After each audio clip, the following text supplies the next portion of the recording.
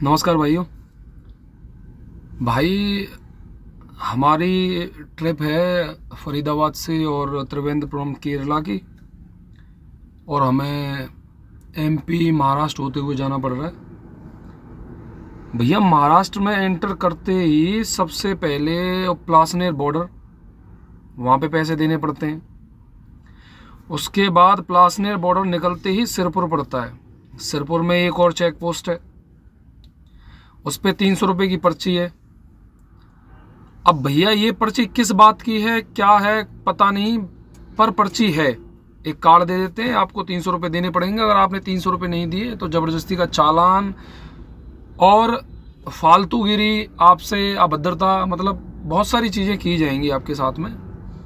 दूसरा, आप जैसे ही सिरपुर पार करते हो और धूले यानी कि जो धुलिया है, उसके एक टोल प्लाजा है, उसका नाम है सोनगिर या कुछ ऐसा ही नाम है उसका। आप वहाँ पहुँचते हो, सोनगिर नाम है उस जगह का जहाँ वो टोल प्लाजा है। उस टोल प्लाजा से निकलते ही आपको फिर दोबारा से चेक पोस्ट पड़ेगी। वहाँ फिर ट्रैफिक पुलिस वाले खड़े हुए हैं। अब उनका अलग से 300 रुपये की पर्ची है। भाई साहब, पहले डिस्ट्रिक्ट में अलग है, दूसरे डिस्ट्रिक्ट में अलग है, और हमें तो लगभग आप ये समझिए 5 से 6 डिस्ट्रिक्ट पार करनी है इनकी। तो अगर आप हर डिस्ट्रिक्ट में 300 रुपये देते हैं और ये अपने डिस्ट्रिक्ट की गारंटी ले देगी हमारे डिस्ट्रिक्ट में कोई नहीं रोकेगा। अब उसका पता भी नहीं है भाई, आगे कोई रोकेगा नहीं रोकेगा, उसका कोई पता नहीं है। आगे अगर कोई और ट्रैफिक पुलिस वाला मिल गया या कोई और आरटीओ मिल गया तो उसे पैसे पूछने पड़ेंगे। तो कहने का मतलब मेरा सिर्फ ये है कि भाई, ड्राइवर के पास कुछ ज़्यादा इनकम आ रही है क्या? दूसरा, मोटर मालिक जो ये जिन्होंने एक ट्रक या 2 ट्रक या जितने भी ट्रक बना रखे हैं, भाई उनके पास में कुछ ज़्यादा इनकम है, कोई अलग से कोई खजाना गड़ा हुआ है, या क्या चीज़ ऐसी है जो उनके पास वो लुटाने को है? जो भाड़ा ये ले रहे हैं, क्या उसका डीजल नहीं लगा रहे? क्या गाड़ी में टायर नहीं डल रहे? क्या टोल नहीं दे रहे? क्या गवर्नमेंट को टैक्स नहीं दे रहे उसमें से?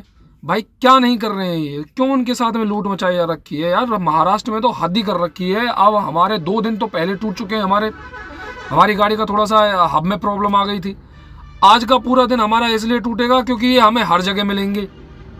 इनको हर जगह इनको चढ़ावा चढ़ा के जाना पड़ेगा। कहीं 300, कहीं 500, कहीं 800, कहीं कितना, इनका सबका पता नहीं क्या फिक्स कर रखा है इन लोगों ने।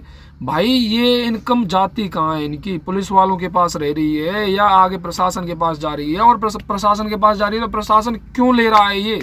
क्या टोल नहीं ले रहे? क्या रोड टैक्स नहीं ले रहे? क्या नहीं ले रहे वो? भाई, हमारी समझ में नहीं आ रहा है। ये इतनी लूट मचा रखी है इन लोगों ने, बहुत ज़्यादा लूट है।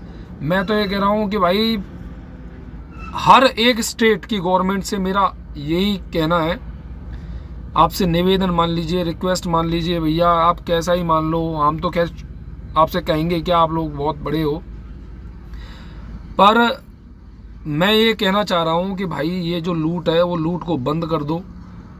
क्यों इन ड्राइवरों को परेशान कर रहे हो? मैं कह रहा हूँ भाई साहब, आगे ड्राइवर बनने बहुत मुश्किल हो जाएंगे। ये सारी गाड़ियाँ खड़ी रहेंगी, कोई आगे ड्राइवर ही नहीं करेगा।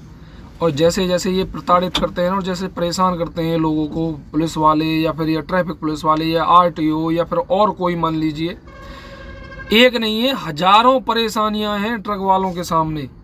पर सारी परेशानियों को मतलब दरकिनार करके ट्रक वाला फिर भी मतलब अपनी गाड़ी लेके चल रहा है, और तुम लोग फिर भी परेशान कर रहे हो उसे यार। तो ये बात तो ठीक है नहीं भाई, बहुत गलत तरीका है ये, और अन्याय है निखालस।